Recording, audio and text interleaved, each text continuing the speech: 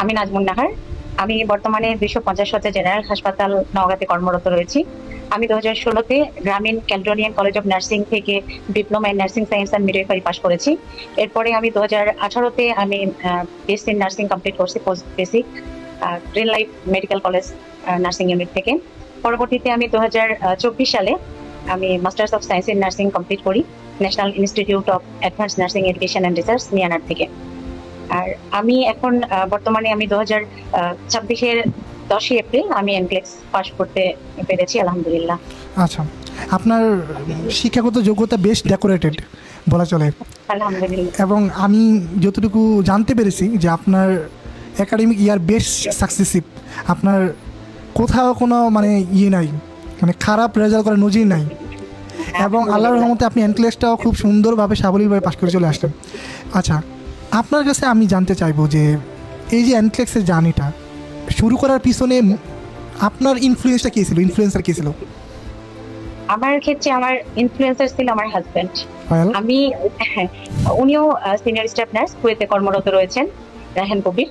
তো উনি প্রথম থেকে আমাকে বলতেন যে এনক্লেক্স শুরু করি। আমি যখন 24 সালের সেপ্টেম্বরে মাস্টার্স শেষ করে এসেছি, ওই সময় থেকে উনি বলছিলেন যে শুরু করার কথা। তো আমি একটু মনে হচ্ছিল যেন অনেকটা সময় পড়াশোনায় দিয়েছি, একটু ফ্যামিলির দিকে তাকাই, এরকম একটু ভাবছিলাম।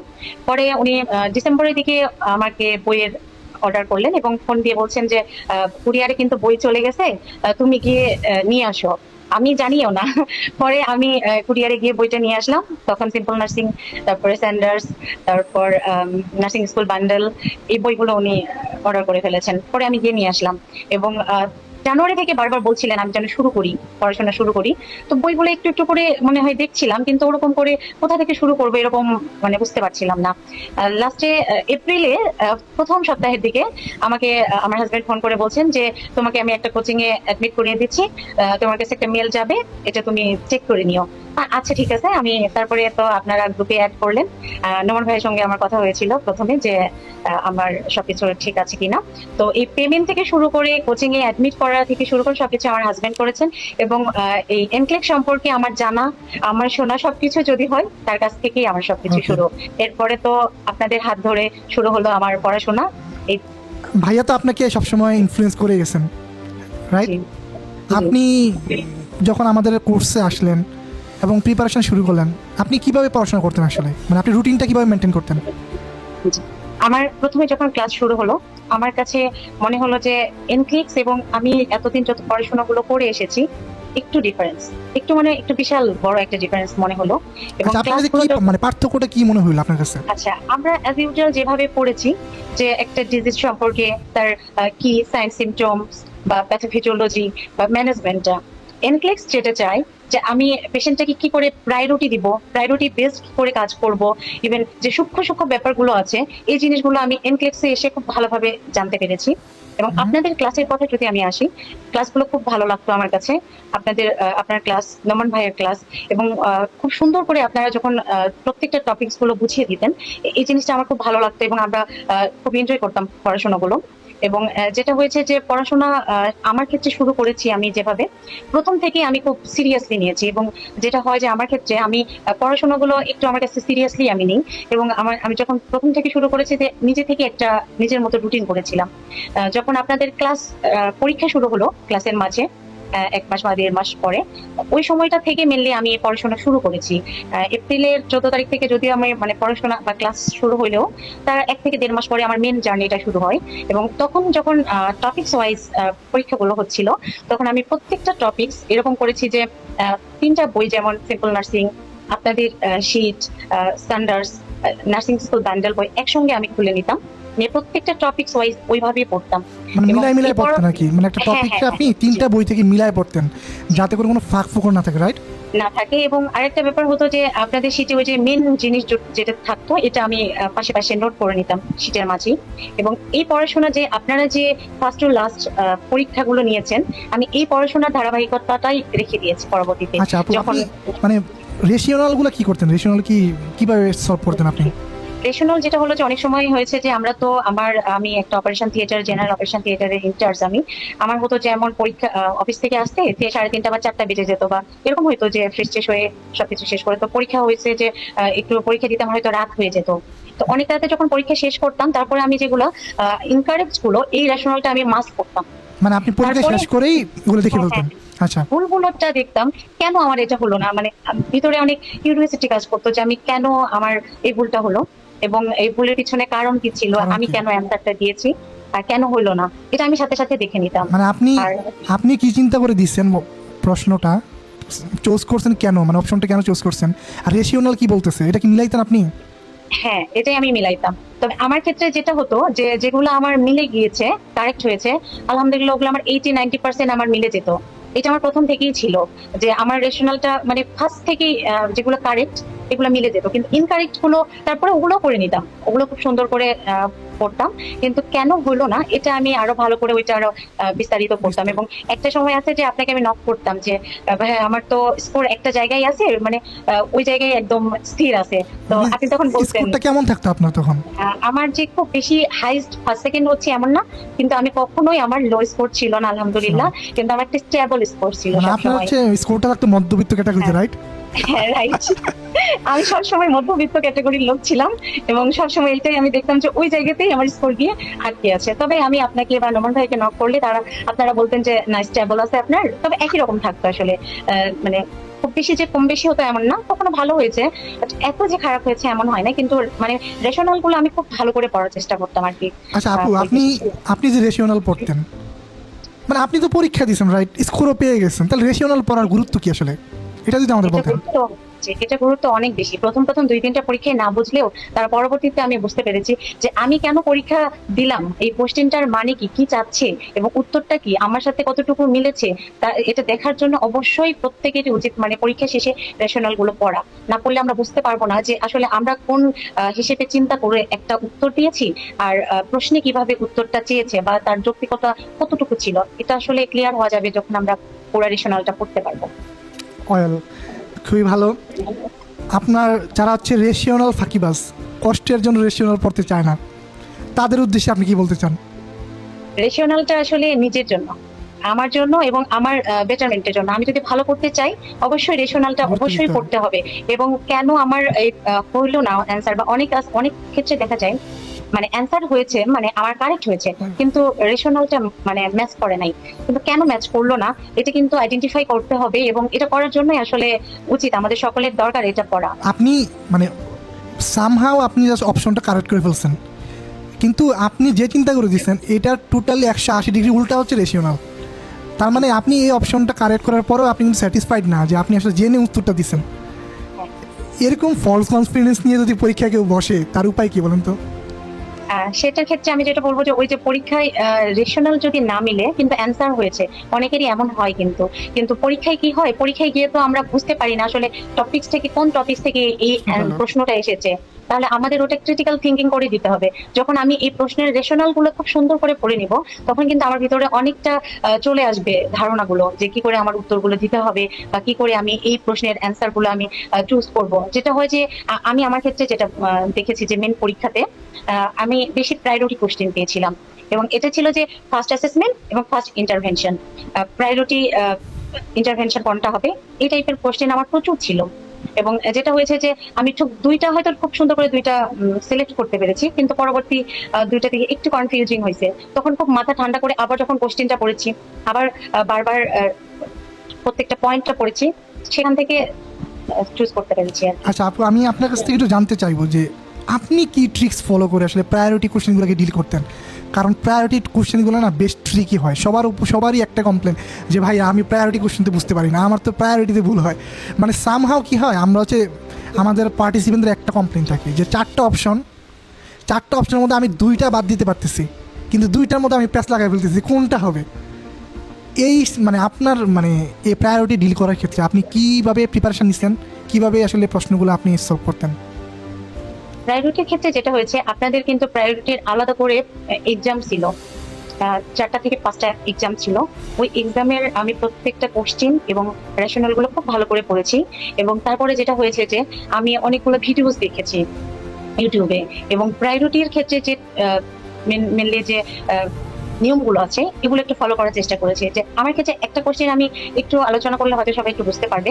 আমার ক্ষেত্রে একটা এক্সামে যেটা এসেছে যে একটা পিকচার দেওয়া হয়েছে, পিকচার দেওয়ার পরে বলেছে যে এটার হলো যে কোনটা আমি চুজ করব বা কোন অ্যান্সারটাকে চুজ করব, এরকম যখন দেওয়া হয়েছে তখন আমি দেখেছি যে ওইটার সাথে সিমিলারিটি কোনগুলো মিলে গেছে বা কোনগুলো মিলে নাই। ওই যে আমাকে যে টপিকসটা দেওয়া হয়েছে এটা কোন টপিকসটাকে মিন করছে এটা আমার আগে আইডেন্টিফাই করতে হবে। তারপরে যে পয়েন্টগুলো আছে সেখান থেকে আমার ইলিমিনেট করতে হবে যে কোনগুলো আমি বাদ দিতে পারবো, এটার সাথে সামঞ্জস্য নয়। এটা আমি যখন ইলিমিনেট করতে থাকবো একটা পর্যায়ে হয়তো একটা বা দুটো আমরা ইজিলি ইলিমিনেট করতে পারি, দুইটা ক্ষেত্রে মেনলি প্রবলেম হয় যেটা আমরা সকলেই ফেস করি। তো ওই সময় গিয়ে আমার দেখতে হবে যে কোন কাজটা করলে সবচাইতে বেশি পেশেন্টটাকে আমি সেভ করতে পারবো। Save করতে পারবো। পেশেন্টের ক্ষেত্রে বেশি ভালো হবে কোনটা যেটাতে আমি পেশেন্টকে সেভ করতে পারবো ডিরেক্টলি। তো ওই পয়েন্টটা আমার একটু বুঝে নিয়ে সেগুলো আমার choose আনসার করতে করতে হবে। হবে। আচ্ছা আপু, আমি মানে পড়াশোনা থেকে একটু দূরে আসতে চাই। সেটা হলো বর্তমানে বাংলাদেশে একটা এনক্লেক্সের একটা ক্রেজ আছে। এখন আমি যদি আপনার কাছে জানতে চাই যে আসলে এনক্লেক্সটা বাংলাদেশের নার্সদের জন্য কেন প্রয়োজন? জি ভাইয়া, এনক্লেক্সটা আসলে দরকার এই জন্যই, আমি আমার ক্ষেত্রে যদি বলতে চাই, আমার আগে যেটা আমি যতটুকু জানতাম তার মধ্যে এখন ভাস্ট ভাবে জেনেছি। সেটা ফার্মাকোলজি হোক, পিডিয়াট্রিক্স হোক, মেডিকেল সার্জিক্যাল হোক বা গাইনোকোলজিক্যাল হোক, প্রত্যেকটা টপিকসে আমার মনে হয় আগে আমি খুব কমই জানতাম বা যেটি বেসিক যতটুকু এতটুকু জানতাম। কিন্তু প্রত্যেকটা স্টুডেন্টের আমি মনে করি যে আমি যখন সত্যি কথা বলতে আমি এনক্লেক্সটা শুরু করেছি যে আমি ইউএসএ তে যাব এরকম মন মানসিকতা সেট করে নয়। আমার কাছে মনে হয়েছে যে এই যে যখন পড়তে এসেছি এটা খুব ভালো করে জানি এবং আগে শিখি, মানে আপনার কাছে তারপরে জ্ঞান অর্জনটা হচ্ছে হ্যাঁ। প্রায়োরিটি ছিল। প্রায়োরিটি ছিল। এবং আলহামদুলিল্লাহ আমার কাছে মনে হচ্ছে আমি যখন ফার্মাকোলজি পড়েছি বা প্রত্যেকটা মেডিকেল সার্জিক্যাল ডিজিজ গুলো পড়তে গিয়েছি এত সুন্দর করে ম্যানেজমেন্ট শিখতে পেরেছি। এবং এই এনক্লেক্স এর পড়া আর আমাদের যে পড়া একটু তো ডিফারেন্স আছেই, বা বলতে গেলে একটু বড় ধরনের ডিফারেন্স আছে। আপু, আমি একটা আপনাকে স্টুডেন্ট একটু পজ করতে চাই এখানে, যে আপনি বাংলাদেশের নার্সিং এর যত ডিগ্রি আছে আলহামদুলিল্লাহ সবগুলা ডিগ্রি নেওয়ার মানে আল্লাহ তাআলা আপনাকে তৌফিক দান করছেন, কিন্তু আপনার কাছে এই স্টেজে এসে কেন মনে হয় যে এনক্লেক্সে একটু ডিফারেন্ট আপনি এই একটু জিনিসটা যদি আমাদেরকে একটু মানে ডেসক্রাইব করতেন যে ডিফারেন্সটা কোন জায়গায় আসলে? হ্যাঁ, ডিফারেন্সটা আসলে ভাইয়া আমাদের কারিকুলামে, আমরা যেভাবে নার্সিং কে পড়ে আসছি এনক্লেক্স তার থেকে পুরাটাই আলাদা। এনক্লেক্স এর পুরো জার্নিটাই আলাদা। আমরা যদি এটা সেট করে এসে মাইন্ড যে আমরা যেরকম পড়ছি মনে হয় হালকা কিছু পড়লে হবে, এরকম নয়। তবে এরকমও না যে আমি পারবো না, এমন নয়। মানে আমি পেরেছি মানে সবাই পারবে এরকমই যদি চেষ্টা করে। তবে একটু যেটা আলাদা বলেছেন এটা যদি আমি বলতে চাই, আমরা যেমন পেশেন্টের, আমরা শুধু একটা পেশেন্টের হয়তো শ্বাসকষ্ট হচ্ছে, একটা সিম্পল কথা যদি আমরা বলি, যে আমরা যদি বলি যে একটা পেশেন্টের রেসপিরেটরি ডিস্ট্রেস হচ্ছে, তো আমরা বাংলাদেশের পার্সপেক্টিভে আমরা কি করব, ডিরেক্ট গিয়ে পেশেন্টকে অক্সিজেন দেওয়া বা এয়ারওয়ে ক্লিন এগুলো তো আমরা করি। কিন্তু আসলে এনক্লেক্স যেটা করে যে প্রায়োরিটি সেটিং আগে বোঝাই কি করে। এনক্লেক্স এর ইয়েতে আমরা পড়তে যখন যাবে স্টুডেন্টরা জানতে পারবে যে এই কন্ডিশনটা কেন হচ্ছে, আসলে এই মুহূর্তে কোন জিনিসটা করা বেশি দরকার। হ্যাঁ, ফার্স্ট আমি অ্যাসেসমেন্টটা কি করব, এই ব্যাপারগুলো যেগুলো একটা পেশেন্টকে সেফ নার্সিং কেয়ার দেওয়ার জন্য যে প্রসেসটা যদি প্রপারলি কেউ জানতে চায় তাকে অবশ্যই এনক্লেক্সে আসতে হবে। এবং এনক্লেক্সে আসলে সে প্রপারলি জানতে পারবে একটা টোটাল পেশেন্টের যে নার্সিং কেয়ারটা ফার্স্ট টু লাস্ট সুন্দরভাবে দিয়ে পেশেন্টকে সেভ করা যায়, এটা জানার জন্য আমার মনে হয় প্রত্যেকের এনক্লেক্সের এই জার্নিতে আসা উচিত এবং পড়া উচিত, যে পড়াশোনা করলাম নিজের জ্ঞান অর্জনের জন্য। আচ্ছা, আপনার কাছে আমি একটা সিম্পল উত্তর চাই, সেটা হলো আমাদের নাজমুন নাহার আপু এনক্লেক্স পাস করার আগে কনফিডেন্ট ছিলেন কিনা উনি ওনার কর্মস্থলে, আর এনক্লেক্স পাস করার পরে উনি কনফিডেন্ট কিনা, কোন সময় উনি আপনি মানে কনফিডেন্স ছিলেন কাজের ক্ষেত্রে? আমার কনফিডেন্স লেভেলটা আসলে প্রথম থেকেই ছিল, কিন্তু এনক্লেক্স পাস করার পরে যেটা হয়েছে এই কনফিডেন্স লেভেলটা বেড়ে গেছে। যেমন আমি কোনো মেডিসিন যখন এখন দেখি বা পেশেন্টের কন্ডিশন দেখি, আমি এটা খুব দ্রুত বুঝতে পারি যে এই পেশেন্টের এই ম্যানেজমেন্টটা দেওয়া দরকার এবং এই ড্রাগসের এই অ্যাডভার্স ইফেক্ট হতে পারে বা এটা এইভাবে দিতে হবে। এই প্রপার টেকনিকগুলো আমি কিন্তু এনক্লেক্সে এসে জানতে পেরেছি। তাই কনফিডেন্সের ব্যাপার যদি বলেন, অবশ্যই এনক্লেক্স পাশের পরে এবং এনক্লেক্স এটা কমপ্লিট করলাম পুরো জার্নিটা, এটাতে এসে অবশ্যই বেড়ে গেছে ভাইয়া। আচ্ছা, আমি আপনার সাথে একটু খানিকটা অ্যাড করতে চাই, সেটা আমার এবার আপু আপনার গোটা জার্নিতে কী কী রিসোর্স ফলো করছেন সেটা যদি আমাকে একটু বলতেন, ইনক্লুডিং ইউটিউব চ্যানেল, যদি কোনো ইউটিউব চ্যানেল ফলো করে থাকেন সেটাও একটু মেনশন করবেন। জি আচ্ছা, আমি যেটা করতাম যে আমি প্রথমে আপনাদের শীটটা পড়তাম, শীট পড়ার পাশাপাশি আমি স্যান্ডার্স বই পড়তাম, সিম্পল নার্সিং আর নার্সিং স্কুল ব্যান্ডেল বইটা পড়তাম। তিনটা কম্বাইন করে যে টপিকসটাই পড়তাম, আমি প্রথমে বলেছি এই কথা যে আপনাদের শীটের সাথে আমি শীটটা আগে হাতে নিতাম। আর শীটই আমার ছিল যে এরকম যে শীটে আমার নোট করতে করতে এমন কোনো মানে জায়গা ছিল না ফাঁকা যে প্রত্যেকটা জায়গায় আর কোথাও লেখার জায়গা ছিল এরকম। তিনটা বই থেকে আমি সেটা সাইন্স সিমটমস হোক বা যে ইম্পর্টেন্ট কথাগুলো ছিল ওগুলো সব শিটে আমি নোট করতাম আর কি। তারপরে একসাথে কম্বাইন করে তিনটা বই একসাথে খুলতাম, খুলে একসঙ্গে একটু জাস্ট পড়ে নিলাম। তাহলে তিনটা বই যে পড়তে হবে এমন নয়, কিন্তু জাস্ট দেখতাম যে ভ্যারি করে কিরকম তিনটা বই কিরকম দেয়া আছে বা কোনটায়, যেমন স্যান্ডার্সের কথা আমি যদি বলি যে ইন্টারভেনশনটা ওখানে সুন্দর করে দেয়া আছে, তো ইন্টারভেনশনটা ওখান থেকে আমার করলে খুব মানে হেল্পফুল হতো। তো এইভাবে পড়েছি আর কি। আর যেটা করতাম যে পরীক্ষার সময় যেদিন আপনাদের পরীক্ষা থাকতো, পরীক্ষা শেষ করে ওই দিন আর পড়তে ইচ্ছা হতো না, ওই দিন আমি কি করতাম, নোট করতাম। ওই দিন মনে হতো যে আজকে পড়ার মাথায় কিছু আসবে না, আজকে নোট করি যে টপিকস গুলো আমি বুঝিনি, ভুল করেছি, এই টপিকস গুলো আমি সেদিন নোট করে ফেলতাম বা একটা শিট করে ফেলতাম যে আমি কোনগুলো পড়বো, পরবর্তীতে কোনগুলো পড়বো সুন্দর করে দাগিয়ে রাখতাম। এই জিনিসগুলো করতাম। আর পরদিন থেকে এমন হতো যে আমি পড়া ছেড়ে কোনোদিন থেকেছি, এই পুরা এনক্লেক্স প্রিপারেশন শুরু হওয়ার পর থেকে এমন হয় নাই। তবে আমরা যারা কর্মজীবী এবং যাদের ফ্যামিলি আছে, বিশেষ করে আমার হাজবেন্ড দেশের বাইরে আছে, ওনার ফুল সাপোর্ট আছে মানসিক ভাবে, তারপরে কিন্তু আমাকে তো উনি হেল্প করতে পারছেন না। কাছে তো নেই উনি। আমার আছেন, তারপরে আমার একা হাতে কিন্তু ফ্যামিলি, আমার অফিস, আমার বেবি, তার পড়াশোনা সবকিছু কিন্তু আমার সামলাতে হচ্ছে। এমন হয়েছে যে আমি বাজারে গিয়েছি, বাজার থেকে সবকিছু বাজার করে নিয়ে এসে সবকিছু সামলিয়ে রাতে বাবুদের পড়াশোনা করিয়ে আমার পড়াশোনা করতে করতে রাত 10টার পরে হয়েছে যে 10টা বা 11টার পরে আমি ফ্রি হতে পেরেছি। কিন্তু আমি পড়াশোনার জন্য অবশ্যই চেষ্টা করেছি। এমন হয়েছে যে ছুটির দিনগুলো আমি খুব ভালো কাজে লাগিয়েছি পড়াশোনার জন্য। পরের দিন এমনকি একদম পড়তে পারি নাই, এরকমও হয়েছে। পাশে গেস্ট এসেছে, কেউ অসুস্থ, হয়তো আমি পড়তে পারি নাই, কিন্তু কখনো এরকম হয় নাই যে আমি পড়বো না বা পড়া ছেড়ে দেবো। মনের ভিতর কোথাও না কোথাও একটু করে কেমন হতো যে আজকে পড়তে পারলাম না, আজকে যদি পড়তাম, আজকে যদি একটা টপিক অন্তত পড়তে পারতাম খুব ভালো লাগতো, একটা ডিজিজ পড়তে পারতাম ভালো লাগতো, এরকম মনের ভিতরে একটা মানে খারাপ লাগা কাজ করতো যদি পড়া ছেড়ে থাকতাম। আর আমি যেটা বলবো যে কর্মজীবী যারা, তাদের জন্য যে ফ্যামিলি এবং পড়াশোনা যারা একসাথে করতে চাই, আসলে হোপলেস হওয়ার কিছুই নেই। হ্যাঁ, আমরা আমাদের স্ট্রাগলের কথা বললে প্রত্যেকেরই স্ট্রাগল আছে, শুধু আমার না, আমাদের প্রত্যেকে আমরা স্ট্রাগল করে এই জায়গায় আসছি, বা হায়ার এডুকেশন যারা চাকরির পাশাপাশি ফ্যামিলি পাশাপাশি করতে চাই, কিন্তু আসলে আমাদের মনোবল বা ইচ্ছাটাই বড়। আমি যেটা বলতে চাই যে ইচ্ছা শক্তি যার থাকবে সে পারবে যে একটা সময় গিয়ে নিজের ইচ্ছাতে পড়ার একটা সময়টা বের করে নিতে পারবো আমরা, কিন্তু ইচ্ছা শক্তি থাকলে সম্ভব। এনক্লেক্স জার্নিতে কোন মানে পোর্শনটা আপনার পড়তে বেশি ভালো লাগতো, আর কোন পোর্শনটা পড়তে আপনার বেশি বিরক্ত লাগতো? তারপরে পড়া লাগবে, পড়ছেন, এরকম কোনো সাবজেক্ট আছে কিনা? আসলে মেডিকেল সার্জিক্যাল আমার বরাবর ভালো লাগতো। ভালো আমি লাগতো? মেডিকেল সার্জিক্যালে দীর্ঘদিন কাজ করেছি এবং আমার ভালো লাগতো। গাইনি সাবজেক্টটাও ভালো লাগতো আমার, রিপ্রোডাক্টিভ হেলথ এটাও ভালো লাগতো। বিরক্ত পিডিয়াট্রিক্সটা লাগতো কোনটা? বিরক্ত লাগতো কোনটা? বিরক্ত বলতে মানে মেন্টাল হেলথ যখন পড়তাম আর পিডিয়াট্রিক্স যখন পড়তাম, পিডিয়াট্রিক্সে তো একটা হিউজ পড়াশোনা, অনেক পড়া। তবে যেটা আমার ক্ষেত্রে হেল্পফুল হয়েছে পিডিয়াট্রিক্সের ক্ষেত্রে আমি বলবো নোমান ভাইয়ার যে নোটস গুলো ছিল, আমি নোমান ভাইয়ার নোটস পিডিয়াট্রিক্স, তারপর ওদিকে গিয়ে আপনাদের এনটিসিপিটি রিভিউ বুকের যে মেন্টাল হেলথের যে টপিকস গুলো ছিল এইটা, আর ফার্মাকোলজি নোমান ভাইয়ের শিট গুলো। যেটা হলো যে ফার্মাকোলজি, যেটা সবাই বলতেন যে 2 থেকে 3টা কোশ্চেন ফার্মাকোলজি, আমার কিন্তু 10 থেকে 12টা কোশ্চেন আসছে ফার্মাকোলজি। এবং যেটা হয়েছে কোন প্রেসক্রিপশনটা ক্লারিফাই করব, এই কোশ্চেন আমার অনেকগুলো এসেছে, না হলে 5 থেকে 6টা। এবং তারপরে ডিরেক্ট ড্রাগস থেকেই আসছে, এই ড্রাগসের ডোজ কতটুকু দিলে কি হবে, বা এই ড্রাগস দিয়েছে তো এটা হলো যে সাইড ইফেক্ট বা অ্যাডভার্স ইফেক্ট, মানে ডিরেক্ট আসে নাই, একটা কন্ডিশন বা একটা সিনারিও দিয়ে দিয়েছেন। আচ্ছা, মেন্টাল হেলথের কথা বলতে গেলে একটু কষ্টের কথা আমার মনে পড়ে। সেটা হলো আপনারা একটা ভাইবা সেশন নিচ্ছিলেন, যে ভাইবা সেশনে আমার নাম আসলো যে আমার অমুক দিন আমার ভাইবা, তো ভাইবাটা কন্ট্যাক্ট করছিলেন আমাদের নমন ভাইয়া। তো নমন ভাইয়া আমাকে আমি ভাবছিলামই যে আমাকে এমন কিছু হয়তো কোশ্চেন করা হবে যেটা একটু হয়তো মনে হচ্ছিল, এটা মনের ভিতরে যে একটু ক্রিটিক্যাল বা অন্য টাইপের আর কি, এটা একটা মনের ভিতরে ধারণা। তো সবাইকে কোশ্চেন করছিলেন ভাইয়া, আমাকে কোশ্চেন করছিলেন না। তো আমি ভাবছিলাম আমাকে কখন কোশ্চেন করবে, আমাকে প্রশ্ন দিয়ে যে ভাইবার এটা, কিন্তু আমাকে করছিলেন না কোশ্চেন। সবার লাস্টের দিকে আমাকে কোশ্চেন করা হয়েছে এবং মেন্টাল হেলথ থেকে।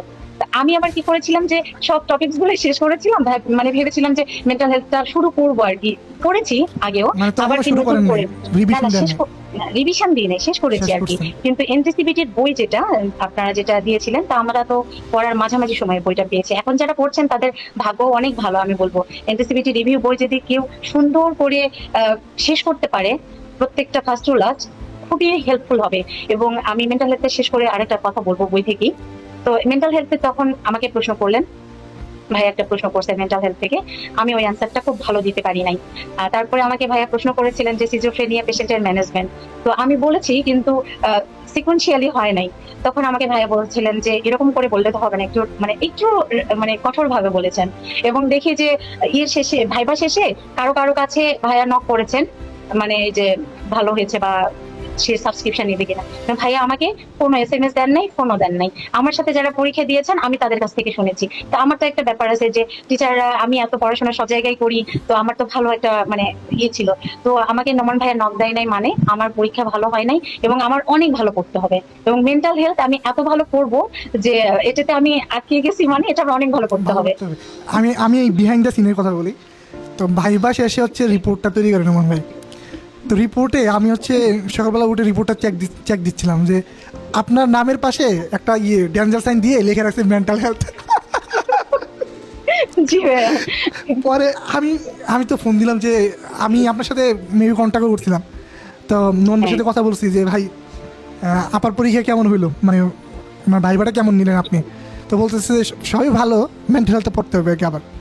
তো আলহামদুলিল্লাহ ওই ভাইবা সেশনের পরে অনেকেই হচ্ছে মানে ইফেক্টিভলি তাদের দুর্বলতাগুলো ধরতে পারছিল। এবং হ্যাঁ, এটা খুব ভালো একটা সেশন ছিল। হ্যাঁ, আপনাদের অনেকেই হচ্ছে ওই সেশনের পরে কামব্যাক করছে স্ট্রংলি এবং হচ্ছে ভালো করছেন আলহামদুলিল্লাহ। হ্যাঁ। আচ্ছা, আর হলো আরেকটা কথা যেটা বলবো, যে পরীক্ষার আমরা 2 দিন আগে তো মালয়েশিয়া, আমার সেন্টার মালয়েশিয়া ছিল, গেলাম। যাওয়ার পরে ওখানে মনে হচ্ছে কি পড়বো না পড়বো, কিছুই পড়তে ইচ্ছা হচ্ছে না। তো আমি বইটা নিয়ে গিয়েছিলাম, আর কোন সিম্পল বইটা নার্সিং আপু? এনটিসিবিটি বইটা নিয়ে গিয়েছিলাম। রিভিউ বুকটা আমাদের। আচ্ছা, হ্যাঁ, রিভিউ বুকটা নিয়ে গেলাম এনটিসিবিটির। তো আমি ভাবলাম যে কি পড়বো, এখন তো কিছু পড়তে মানে কোনো কিছু ভালো লাগছে না, তো আসলে পড়তে ইচ্ছা হচ্ছে না। তো তারপরে আমি ভাবলাম যে একটু খুলি বইটা। তো ক্যান্সারের যে আপনাদের টপিকস গুলো আছে, তো আমি ভাবলাম এটা একটু খুলি, মাল্টিপল মাইলোমা, লাইফোমা, তো এগুলো একটু তো হজকিং নন হজকিং ডিজিজ একটু গুলিয়ে যায়। তো আমি ভাবলাম এটা একটু পড়ে নিই, ওটা একটু পড়েছি, জাস্ট পরীক্ষা আগেও পড়েছি কিন্তু একটু ভাবলাম রিভিশন করি। তো একটু বইটা একটু পড়েছি আর কি। তো আমি গিয়ে আমার ফার্স্ট কোশ্চেনটাই ছিল ভাইয়া নন হজকিং থেকে। কবর পড়ে গেছে। হ্যাঁ, একদম কমন পড়ে গেছে। আর একদম সুন্দরভাবে আমি বুঝতে পারছিলাম যে এটার অ্যান্সার এটা হবে। কি করে আবার অ্যান্সার হলো বুঝলাম, পরে এটা আরেকটা প্রায়োরিটি দিলেন। তো ওইটা আমি আবার যখন করলাম, এক পর 4টা কোশ্চেন আমি করেছি এরকম প্রায়োরিটি বেস করার পরে 4 নম্বর কোশ্চেনটা একটু ক্রিটিক্যাল ছিল, মেবি রিপ্রোডাক্টিভ হেলথ বা গাইনি থেকে আসে এরকম কিছু একটা ছিল। তো তারপরে দেখি 5 নম্বর কোশ্চেনটা আমার আসছে সাটা কোশ্চেন, এবং সাটা কোশ্চেনটা খুব ইজি ছিল। আমার টোটাল পরীক্ষাতে আমার ডায়েট থেকে 2টা পেয়েছি, যে টোটাল গ্যাস্ট্রিকটমি হয়েছে, এই পেশেন্টকে কি ডায়েট দিব, এটা একটা ডায়েট ছিল। আর আরেকটা ডায়েট ছিল, 2টা কোশ্চেন ছিল ডায়েট থেকে। আর 7টা কোশ্চেন আমি টোটাল 3 থেকে 5টা পেয়েছি আর কি টোটাল ইয়েতে। আর কেস সিনারিও পেয়েছি আমি, ইঞ্জিন পেয়েছি 3টা। আর এই যে এই ছিল ফার্মাকোলজি থেকে 10 থেকে 12টা কোশ্চেন প্রায়োরিটি ছিল পেয়েছি। কয়টা? প্রায়োরিটি ম্যাক্সিমাম এগুলো সবগুলো কোশ্চেনই প্রায়োরিটি বেস। মানে আমার- আপনার এই টপিক থেকে আসছে, বাট এগুলো হচ্ছে প্রায়োরিটি বেস্ট কোশ্চেন ছিল। হ্যাঁ, আর আমার ইসিজি থেকে 2টা কোশ্চেন এসেছিল, একটা ভেন্ট্রিকুলার ফিব্রিলেশন, একটা অ্যাসিস্টল। অ্যাজ এ ও, পেশেন্ট হিসেবে আপনি তো অনেক লাকি তাইলে। ইসিজি হ্যাঁ, থেকে বেশি কোশ্চেন কিন্তু মানে সচরাচর দেখা যায় না, যে অনেকের তো আপনার রিসেন্ট টাইমে অনেকেই পরীক্ষা দিচ্ছে, ইসিজি থেকে কোনো প্রশ্নই আসে না। আমার 2টা আসছে, একটা ভেন্ট্রিকুলার ফিব্রিলেশন ছিল, যে টেলিমেট্রি নার্স হিসেবে আমি কাজ করছি, হঠাৎ করে চেঞ্জ আসছে পেশেন্টের। তো এই সময় আমার কোন কাজটা আমার ফার্স্ট অ্যাসেসমেন্ট বা ফার্স্ট ইন্টারভেনশন এরকম ছিল, মানে প্রায়োরিটি বেস ছিল। অ্যাসিস্টলের ক্ষেত্রে এটা ছিল যে অ্যাসিস্টলে একটা পেশেন্টের এরকম ডেভেলপ হয়েছে, আমি কি করব। আর আমার একটা পিকচার দেয়া ছিল, সেটা ছিল যে ভেরিসেলার শিঙ্গেলসে, এটা আমি খুব সুন্দরভাবে আইডেন্টিফাই করতে পেরেছিলাম, শুধু পিকচারটা দেওয়া ছিল। সিঙ্গেলসের পিকচারটা ব্যাক সাইডে দেওয়া ছিল, দিয়ে প্রশ্নটা ছিল এরকম যে পিকচারটা দেওয়ার পরে যে পেশেন্টের কোন কথাটাকে আমি ক্লারিফাই করব। তখন আমি ম্যাচ করতে শুরু করলাম। আমি আসলে পিকচার দেখে বুঝি নাই ফার্স্টে যে এটা ভেরিসেলার থেকে সিঙ্গেলসে গেছে বা সিঙ্গেলসে হয়েছে, এরকম বুঝি নাই। কিন্তু পরবর্তীতে যখন এটা আমি আইডেন্টিফাই করলাম, যে দেখি লেখা ছিল যে এটা ফেসে বা ট্রাঙ্কে হবে, 1 নাম্বার অ্যান্সারের পয়েন্টে ছিল। 2 নম্বরে ছিল যে পেশেন্টকে আলাদা রাখতে হবে। 3 নম্বরে ছিল কোনো অ্যাভেলেবল ভ্যাকসিন নেই। আর 4 নম্বরে ছিল যে এরকম যে পেশেন্টকে মানে স্পেশাল ভাবে আলাদা রুমে রাখতে হবে, এরকম ছিল আর কি। তখন আমি সিমিলারিটি খুঁজতে লাগলাম, যে দেখি যে হ্যাঁ ফেস ট্রাঙ্কে হতে পারে, আবার হলো যে পেশেন্টকে তো আলাদা রাখতে হবে, তাহলে আবার এই ভাইরাসটা মানে স্প্রেড হয় সবার মাঝে হওয়ার একটা ইয়ে থাকে। আর একটা ছিল যে ভ্যাকসিন অ্যাভেলেবল নাই। তখন আমি খুঁজতে শুরু করলাম, আবার প্রশ্নে গেলাম, পয়েন্ট করে গিয়ে দেখলাম যে না, ভ্যাকসিন তো আছে, এটা হতে পারে ভেরিসেলার ফর্ম, আচ্ছা, সিঙ্গেলতে চাই। তো এভাবে প্রশ্নেও যেটা সলিউশন সবাই যদি করতে চাই, যেটা হয় যে আমরা কিন্তু সবাই ভাবি যে অনেক পড়ছি, আমরা ওখানে গিয়ে ডিরেক্ট মনে হয় আমাদের টপিক থেকে কমন পাবো, যেটা আমাদের হ্যাঁ আমাদের এটা আমারও নিজেরও ছিল হয়তো বা, কিন্তু যখন সাবস্ক্রিপশন নিয়েছি তখন তো আমরা দেখেছি যে পাওয়া যায় না ওরকম করে। কিন্তু মেন পরীক্ষা কিন্তু সাবস্ক্রিপশন থেকেও আলাদা হয়। আমরা ভাবি যে আমার মনে হয় এতগুলো কোশ্চেন সলভ করছি, তাহলে মনে হয় সামহাও আমরা কিছু না কিছু ভালো পাবো এরকম। তো যেটা এরকম আসলে মাইন্ডসেট করে আমরা কখনোই এক্সাম হলে যাব না। এবং এক্সামিং হলে গিয়ে যেটা হয়েছে যে কোশ্চেনই পাই না কেন, ওটাকে খুব ভালো করে পড়ে, আবার পয়েন্ট গুলো ভালো করে পড়ে, যে সিমিলারিটি কি বলেছে, ডিসিমিলারিটি কি ছিল, এলিমিনেট করতে থাকতে হবে এবং আবার কোশ্চেনে যেতে হবে যে কি চেয়েছে। এভাবে যদি আমরা পড়তে থাকি, যে খুব মানে যত্ন নিয়ে যদি আমরা মনোযোগ নিয়ে পড়ি, তাহলে সলিউশন করা সম্ভব অবশ্যই আসলে। অবশ্যই।